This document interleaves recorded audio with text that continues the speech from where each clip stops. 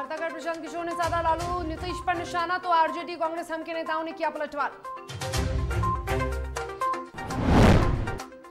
Dance video viral होने पर JDU विधायक गोपाल मंडल ने दी सफाई, कहा कलाकार हैं, धुन सुनते ही थिरकता है पैर। गोपालगंज में टूरिस्ट बस से 78 बोतल अंग्रेजी शराब बरामद, 3 तस्करों को पुलिस ने किया गिरफ्तार, वाहन जांच के दौरान की गई कार्रवाई। और लखनऊ में हनुमान मंदिर परिसर में अवैध रूप से बने कॉम्प्लेक्स पर चला बुलडोजर, भारी पुलिस के साथ नगर निगम के अधिकारी रहे मौजूद।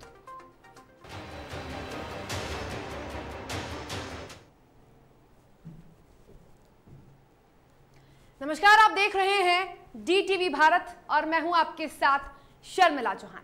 जन जन तक जन सुराज। जी हां, प्रशांत किशोर लगातार ऐलान कर चुके हैं और उस ऐलान के बाद से अब सक्रिय भी नजर आ रहे हैं। ऐसे में बिहार में राजनीति की शुरुआत करने के ऐलान के साथ ही प्रशांत किशोर ने राजधानी पटना में प्रेस वार्ता किया। प्रेस वार्ता कर अपनी रोड मैप को जनता के सामने रखा और कई विरोधियों पर भी हमला बोला। राजधानी पटना के बापू सभागार में राजनीतिक रणनीतिकार प्रशांत किशोर ने प्रेस वार्ता कर यह ऐलान किया है कि वह फिलहाल कोई राजनीतिक पार्टी नहीं बना रहे हैं। पहले वो बिहार में राजनीतिक बदलाव के लिए 3000 किलोमीटर की पदयात्रा करेंगे। यह पदयात्रा चंपारण के गांधी आश्रम से शुरू होगा। उन्होंने लालू यादव और नीतीश सरकार के 30 साल के कार्यकाल पर भी सवाल उठाया है।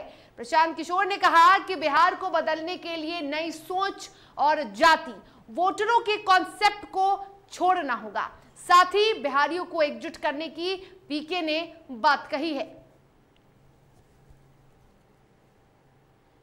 तो बिहार की सियासत में पीके की एंट्री हो चुकी है। हालांकि प्रशांत किशोर ने कहा है कि वो किसी राजनीतिक पार्टी का गठन नहीं करने जा रहे हैं। फिलहाल मैंने जैसा आपको पहले बताया, अगले 3-4 महीनों में ये जो 17-18 हजार लोगों को हम लोगों ने चिन्हित किया है, इनमें से जो लोग भी जन सुराज की परिकल्पना से, जो लोग भी बिहार के लिए जो हम सोचते हैं या जो उनकी सोच है, अगर हम लोग उसको अलाइन कर पाए और वो साथ में आकर अगर तय करते हैं कि हम सबको पार्टी बनाने की या किसी तरह की एक संगठन या मंच को बनाने की जरूरत है, उस समय वो कॉल लिया जाएगा।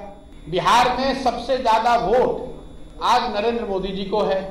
नरेंद्र मोदी जी के जाति के कितने लोग बिहार में रहते हैं, आप मुझे बता दीजिए। अगर बिहार में हर आदमी जाति पर ही वोट कर रहा है, तब तो नरेंद्र मोदी जी को एक वोट भी नहीं मिलना चाहिए बिहार में। शिक्षा व्यवस्था ध्वस्त है, हेल्थ ध्वस्त है, रोजगार का कोई संभावना नहीं है। और जैसा मैंने आपको बताया कि 30 साल के दोनों बड़े नेताओं के प्रयास के बावजूद बिहार आज देश में सबसे निचले स्थान पर है। ये मेरा नहीं आकलन है, ये भारत सरकार की डेटा है। भाई, नीतीश कुमार जी के साथ मैंने 2015 में काम किया है महागठबंधन में, ये सबकी जग जाहिर बात है। और नीतीश कुमार जी से व्यक्तिगत तौर पे मेरा कोई झगड़ा नहीं है। व्यक्तिगत तौर पे जो मेरा नीतीश कुमार से रिलेशन है, वो भी उसमें कोई हिचक नहीं है मुझे मानने में कि मेरा उनसे बहुत अच्छा रिलेशन है। लेकिन व्यक्तिगत रिलेशन होना एक बात है और साथ में काम करना या उस पर सहमति होना वो दूसरी बात है। तो प्रशांत किशोर ने कई बड़ी बातें भी कही हैं और नीतीश कुमार के साथ लालू यादव पर भी निशाना साधा है। 30 साल तक बिहार को बर्बाद किया गया, ऐसा कहा है प्रशांत किशोर ने। प्रशांत किशोर ने प्रेस वार्ता कर कई बड़ी बातें भी कही हैं और बीजेपी को भी निशाने में लिया है, बीजेपी पर भी निशाना साधा है। आपको बता दें कि उन्होंने अपने रोड मैप को भी जनता के सामने रखा है। तो प्रशांत किशोर का कई दिनों से इंतजार था। जब से प्रशांत किशोर ने ट्वीट कर बड़ा ऐलान किया था, तब से लोगों को और कई नेताओं को भी, कई राजनीतिक दलों को भी इसका इंतजार था कि कब प्रशांत किशोर सामने आते हैं और सब कुछ क्लियर करते। तो फिलहाल पीके ने सब कुछ क्लियर तो किया है, लेकिन इसमें भी कई संशय है। इस पर अधिक बातचीत करेंगे हमारे सहयोगी निषेध ठाकुर फोन लाइन पर। इस खबर में अधिक जानकारी लिए हमारे साथ जुड़े हैं निषेध। प्रशांत किशोर ने प्रेस वार्ता किया और यह क्लियर किया है कि फिलहाल राजनीतिक दल का गठन नहीं करने जा रहे हैं। बिल्कुल शर्मिला, देखिए फिलहाल तो प्रशांत किशोर ने अपने राजनीतिक दल का गठन नहीं किया है, इस तरीके की कोई घोषणा नहीं की है। लेकिन जो प्रेस कॉन्फ्रेंस उन्होंने किया उस दौरान उन्होंने कहा कि पहले वो पूरे बिहार में घूमेंगे, लोगों से बातचीत करेंगे और जो लोग उनके साथ आना चाहते हैं वो लोग उनके साथ आते हैं। और अगर फ्यूचर में वो लोग कहते हैं कि पार्टी बनाने की जरूरत है तो उस वक्त प्रशांत किशोर कुछ सोचेंगे और उस वक्त हो सकता है कि पार्टी बनाई जा सके। लेकिन अभी जन सुराज की परिकल्पना को बिहार के जन जन तक पहुंचाने का एक संकल्प है वो प्रशांत किशोर ने लिया है और साफ तौर पे कहा है कि पिछले 3 दशक से बिहार में लालू जी और नीतीश जी का राज है, लेकिन इसके बावजूद भी बिहार पिछड़े राज्यों में गिनती आती है देश में। और ये कारण है कि बिहार के लोगों को अब वो एकजुट करेंगे और अगर आने वाले वक्त में पार्टी को बनाने की जरूरत पड़ेगी तो निश्चित तौर पर पार्टी का भी समय गठन होगा। बिल्कुल निषेध, चलिए आपको यहाँ रोकेंगे और प्रशांत किशोर ने अपनी प्रेस वार्ता में क्या कुछ बड़ी बातें कही हैं वो हम ग्राफिक्स के जरिए आपको बताते हैं। तो पीके के संबोधन की बड़ी बातें, बिहार को अग्रणी बनाना पहली प्राथमिकता है। प्रशांत किशोर ने प्रेस कॉन्फ्रेंस में ये बड़ी बात कही है। तो पीके के संबोधन की बड़ी बातें आपको बता रहे हैं, बिहार को अग्रणी बनाना पहली प्राथमिकता है। और इसी के साथ पीके ने कहा है कि बिहार को आगे बढ़ाने के लिए नई सोच की जरूरत है। प्रशांत किशोर ने आज प्रेस वार्ता किया और उस दौरान उन्होंने कहा कि 10 से 15 सालों से चल रही नीतियों में बदलाव अब जरूरी है और इसी को लेकर उन्होंने ये भी कहा है कि बिहार को बदलने के लिए बिहारियों का साथ बेहद जरूरी है, तभी बिहार में बदलाव होगा, बिहार को बदला जा सकता है। राजनीतिक पार्टी नहीं, बिहारी को एकजुट करने की कोशिश, ये कहा है प्रशांत किशोर ने अपने प्रेस वार्ता में। जन सुराज के लिए 17,500 लोगों से मिलेंगे प्रशांत किशोर, तो बड़ी बातें कही हैं। बीते 3 दिनों में 150 लोगों से मुलाकात कर चुके हैं प्रशांत किशोर और इसी के साथ उन्होंने ये भी कहा है कि चुनाव लड़ने की चाहत होती तो 6 महीना पहले लड़ते। तो पीके की बड़ी बातें ये भी हैं कि बिहार में जाति आधार वोट को बदलने की कोशिश करूंगा। जो जाति के नाम पर कई सालों से राजनीति हो रही है उसमें बदलाव की जरूरी है और कोविड-19 के खत्म होने का इंतजार कर रहा था, ये कहा है प्रशांत किशोर ने। कई बड़ी बातें कही हैं प्रशांत किशोर ने। निषेध, एक्सप्रेस वार्ता के दौरान करीब 150 लोगों से मुलाकात कर चुके हैं अब तक। बिल्कुल, देखिए कई लोगों से तो मुलाकात कर चुके हैं और उन्होंने प्रेस कॉन्फ्रेंस के दौरान जिक्र किया कि करीब 17,000 लोग और उनके संपर्क में हैं। उनसे भी मुलाकात करेंगे, उनको भी टाइमिंग दी जा रही है। और जो सबसे महत्वपूर्ण बात प्रशांत किशोर ने कही है वो बिहार को एक तरीके से बदलने की बात कर रहे हैं। उन्होंने कहा कि लालू जी के समर्थकों का मानना है कि लालू जी के राज में सामाजिक विकास हुआ, वहीं नीतीश कुमार के राज में उनके जो समर्थक है वो कहते हैं कि आर्थिक विकास हुआ, लेकिन उसके बावजूद भी बिहार की स्थिति ठीक नहीं है। प्रशांत किशोर ने कई सारे जो मुद्दे हैं उनको उठाया। उन्होंने कहा कि शिक्षा की बात हो या फिर स्वास्थ्य की बात हो, बिहार पिछड़े राज्यों में गिनती आती है और स्वास्थ्य व्यवस्था, शिक्षा व्यवस्था पूरी तरीके से लचर है। अगर देश की बात करें तो देश में भी बिहार पिछड़े राज्यों में गिनती होती है। जब इस तरीके से सरकारों ने काम किया तो उसके बावजूद भी जो बेहतर काम होने चाहिए थे बिहार में वो नहीं हो पाए।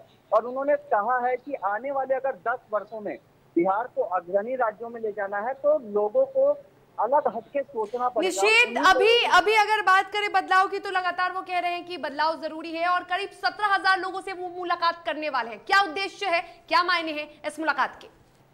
बिल्कुल, देखिए प्रशांत किशोर का एकमात्र यही उद्देश्य है कि अभी उनको बिहार के लोग, जो लोग प्रशांत किशोर के साथ आना चाहते हैं, जो लालू जी और नीतीश जी के राज से हटकर एक बिहार बनाना चाहते हैं, उन लोगों को कहीं ना कहीं प्रशांत किशोर एकजुट करने की कोशिश कर रहे हैं और उन लोगों को अब टारगेट किया जा रहा है और उन लोगों तक पहुंचने की कोशिश प्रशांत किशोर की है। और इसी को लेकर के जो अब वो यात्रा की भी शुरुआत करने वाले हैं, बिहार का भ्रमण करेंगे और लोगों के पास जाएंगे, अलग बिहार बनाने की बातों को उन तक रखेंगे। जो लोग उनका साथ देना चाहते हैं उन लोगों को एक साथ अपने साथ वो लेके चलेंगे और आने वाले दिनों में अगर पार्टी को गठन करना पड़ेगा तो पार्टी भी बनाएंगे। चलिए, बिल्कुल, तमाम जानकारी के लिए आपका बहुत बहुत शुक्रिया निषेध।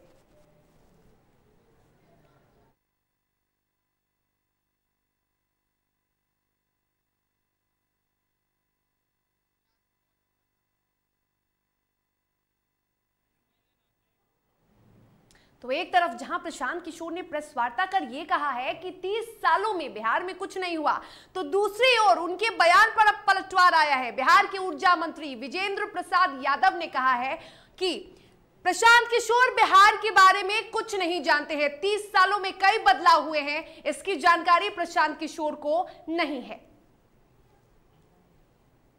कभी कोई दावा किए हैं हम लोग, हमारे मुख्यमंत्री जी कभी कहे कि बिहार बड़ा संपन्न राज्यों में से है, लेकिन इस बार 6 राज्यों में बिहार एक्सपेंडिचर के श्रेणी में आया, सबसे ज़्यादा एक्सपेंडिचर करने का काम हमने तो बताया है था प्रेस कॉन्फ्रेंस करके एज ए वाइस प्रेसिडेंट योजना परिषद।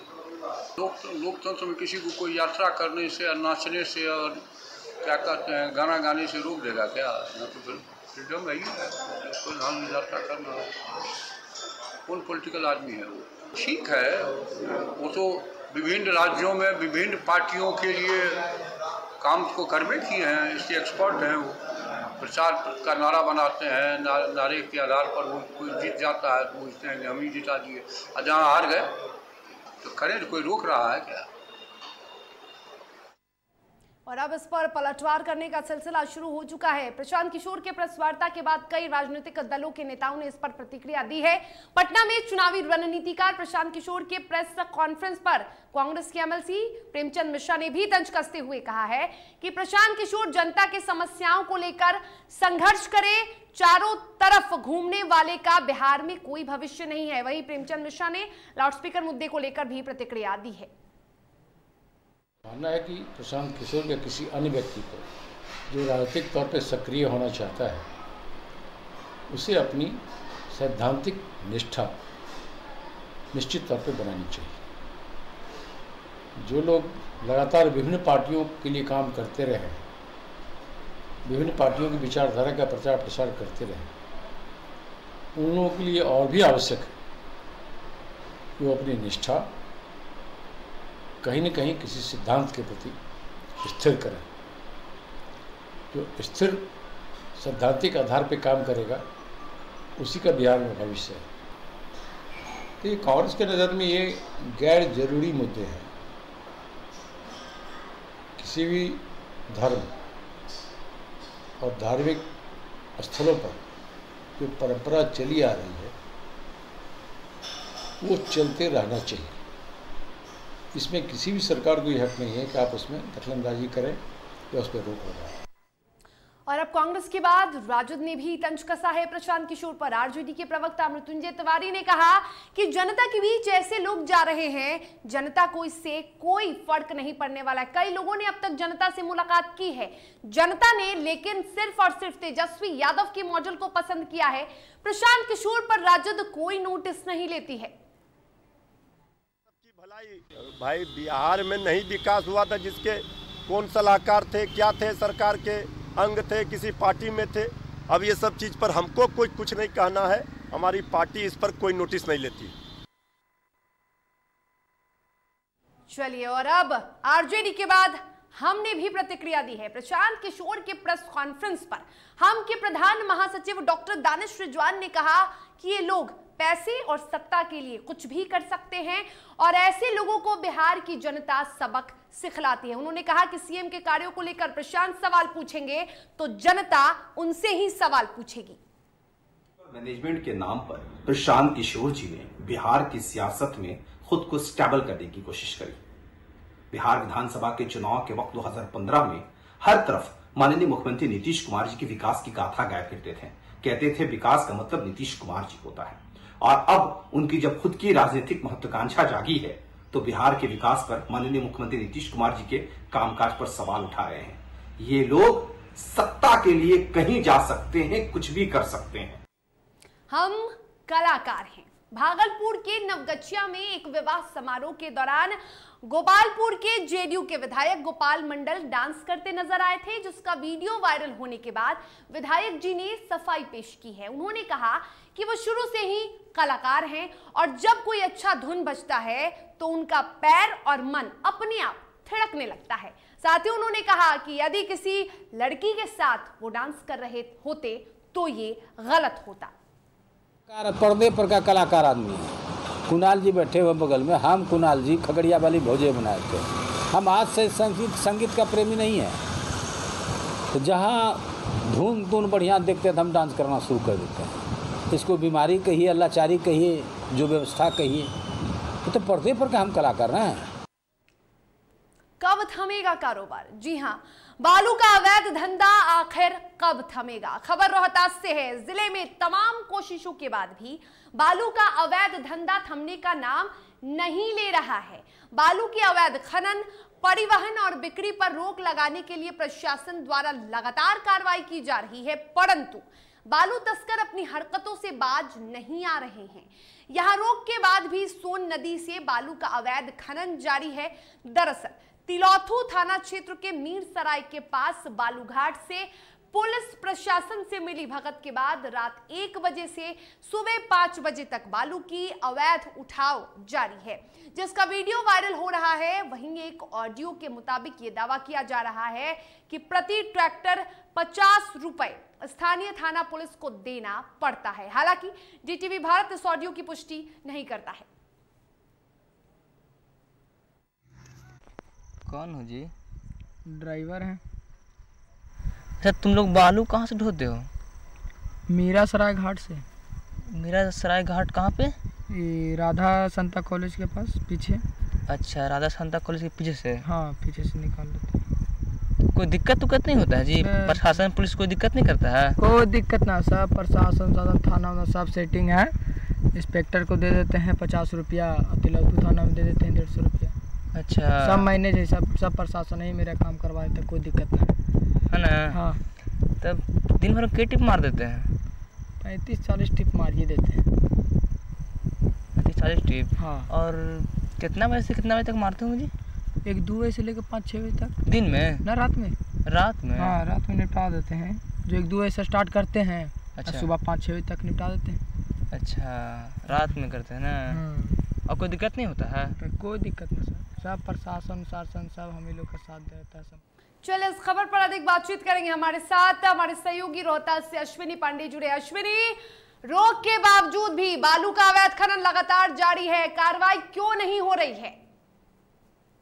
जी शर्मिला, मैं आपको बता दूं कि जिस तरीके से तिलौथू क्षेत्र में का जो ये वीडियो वायरल हुआ है और इसमें ऑडियो भी वायरल हुआ है और इसमें साफ तरीके से ड्राइवर के द्वारा कहा जा रहा है कथित तौर पर कि हमें जो है 50-50 रुपए जो है हमसे लिया जाता है, हम लोग उसी में अपना कारोबार करते हैं।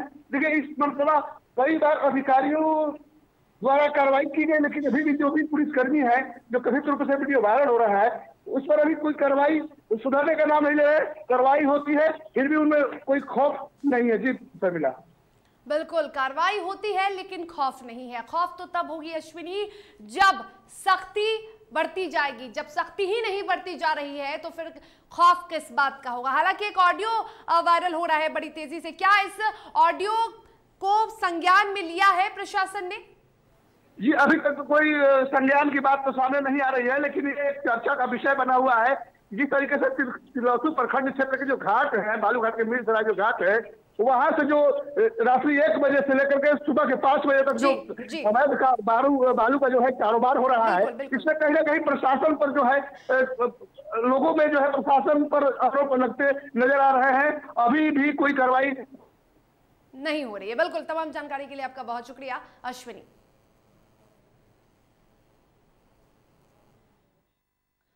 खबरों में आगे बढ़ेंगे, बात करेंगे गोपालगंज की। गोपालगंज से एक बड़ी खबर आ रही है जहां टूरिस्ट बस से 78 बोतल अंग्रेजी शराब को बरामद किया गया है। टूरिस्ट बस जिस पर यात्री भी सफर करते हैं और उस बस की जब चेकिंग की गई तो उस वक्त 78 बोतल अंग्रेजी शराब मिला। 3 लोगों को पुलिस ने गिरफ्तार किया है। आपको बता दें कि एक कश्मीर, दूसरा पंजाब और तीसरा दिल्ली का रहने वाला तस्कर बताया जा रहा है। जिला उत्पाद विभाग की टीम ने चेकिंग के दौरान ये कार्रवाई की है। पलथरी चेक पोस्ट पर वाहन जांच के दौरान ये कार्रवाई की गई है।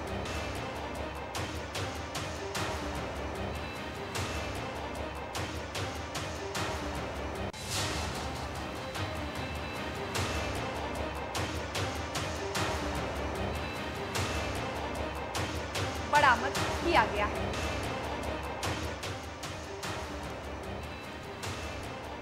चलिए, गोपालगंज से सहयोगी प्रदीप फोन लाइन पे जुड़े हुए हैं। प्रदीप, यात्री बस से 78 बोतल शराब को बरामद किया गया है, पुलिस क्या कार्रवाई फिलहाल कर रही है? जी, चूंकि पूरा मामला गोपालगंज जिले के कुचायकोट थाना इलाके के बंसरी चेक पोस्ट का है, जहां यात्री बस से उत्पाद विभाग की टीम ने 78 बोतल शराब बरामद की है। बिल्कुल 78 जी। यह बस जो है और वो हरियाणा से पानीपत के रास्ते बिहार के सुपौल जा रही थी, जहां गोपालगंज जिले के बलथरी चेक पोस्ट पर कार्रवाई की गई है। हालांकि इस मामले में 3 लोगों को उत्पाद विभाग की टीम ने गिरफ्तार किया है। जिन लोगों को उत्पाद विभाग की टीम ने गिरफ्तार किया है उनमें पंजाब के गुरदासपुर जिले के रहने वाले तरमेश सिंह के पुत्र सुरजीत सिंह है, तो वहीं दूसरा दिल्ली के स्वरूप बिहार का रहने वाला कालू सिंह का पुत्र विजेंद्र सिंह है, और तीसरा जम्मू कश्मीर के उधमपुर जिला के अनराज थाना इलाके के अब्दुल मजीद के पुत्र अशरफ बताए गए हैं। बिल्कुल बिल्कुल, तमाम जानकारी के लिए प्रदीप बहुत बहुत शुक्रिया आपका। चलिए खबरों में आगे बढ़ेंगे, बात करेंगे पटना सिटी की। पटना सिटी के महात्मा गांधी सेतु पुल पाया संख्या 46 पर हाजीपुर की ओर से आ रहे एक साइकिल सवार व्यक्ति की करंट लगने से मौत हो गई। शव की पहचान अब तक नहीं हो पाई है। वहीं व्यक्ति की उम्र लगभग 32 साल बताई जा रही है। दरअसल पोल के कटे हुए तार से सटने से उसकी घटनास्थल पर ही मौत हो गई। फिलहाल पुलिस ने शव को पोस्टमार्टम के लिए अस्पताल भेजा है।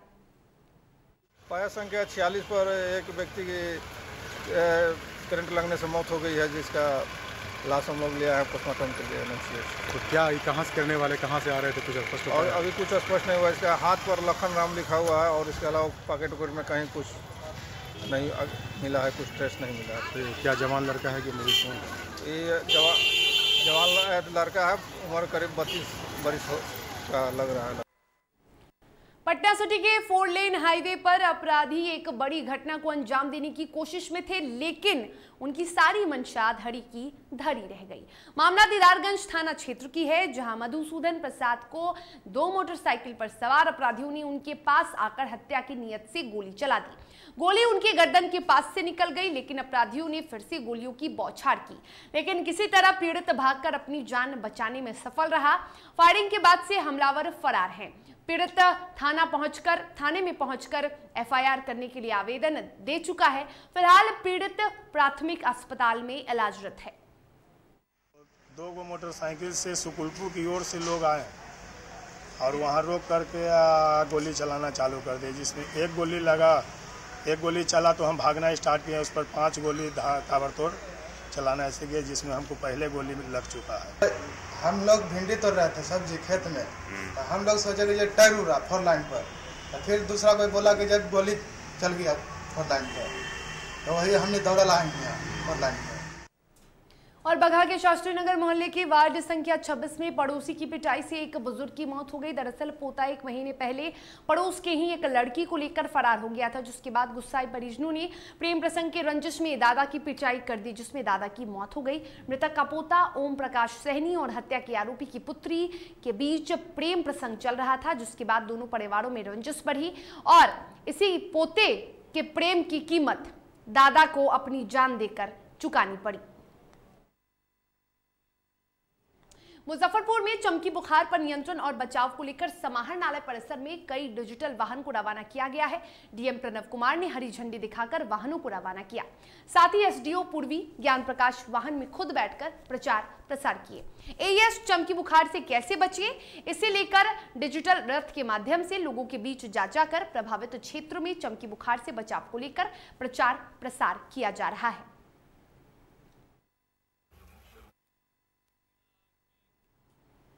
उत्तर प्रदेश की खबरों की ओर बढ़ेंगे और बात करेंगे लखनऊ की। लखनऊ से बड़ी खबर आ रही है, जहां अवैध रूप से बन रहे कॉम्प्लेक्स पर बुलडोजर चला है। बड़ी खबर लखनऊ की है, जहां पर अमीनाबाद के हनुमान मंदिर परिसर में कॉम्प्लेक्स पर बुलडोजर चला है। और आपको बता दें कि अवैध रूप से कॉम्प्लेक्स बनाया जा रहा था, जिस पर अब बुलडोजर चलाया गया है। अवैध कॉम्प्लेक्स को ढहाने का काम सुबह से जारी है। भारी पुलिस के साथ नगर निगम के अधिकारी मौके पर मौजूद रहे। तो लखनऊ में अवैध रूप से बन रहे कॉम्प्लेक्स पर बुलडोजर चला है। हनुमान मंदिर के परिसर में कॉम्प्लेक्स बन रहा था, जिस पर बुलडोजर चलाया गया है। तो अवैध कॉम्प्लेक्स को ढहाने का सुबह से काम जारी रहा। आपको बता दें, इस दौरान नगर निगम के अधिकारी और पुलिस बल भारी संख्या में उपस्थित रहे। खबरों में आगे बढ़ेंगे, बात करेंगे कासगंज की। कासगंज जनपद के कस्बा सीटपुरा में एक कॉम्प्लेक्स में संचालित रेडीमेड कपड़े की दुकान में चोरों ने शटर काटकर चोरी की घटना को अंजाम दिया, जिसको देखने के बाद स्थानीय लोगों ने दुकान संचालक को इसकी जानकारी दी। वहीं घटना की सूचना के बाद मौके पर पहुंची पुलिस ने मामले की जांच कर उचित कार्रवाई का आश्वासन दिया। शाम को करीबन 7:45 बजे दुकान बढ़ाकर गए थे। सुबह 5:30 बजे करीब मेरे पास कॉल आई कि आपका शटर कट गया है और तो यहाँ पर आकर हमने देखा और ये जो है ये शटर काट के और अंदर उसके शीशा लगा हुआ था, शीशा ही टूट गया, अंदर से माल निकाल कर ले आया। चलिए, और इसी के साथ खबरों के सफर में फिलहाल हमें दीजिए इजाजत। स्वस्थ रहिए, सुरक्षित रहिए और देखते रहिए DTV भारत। नमस्कार।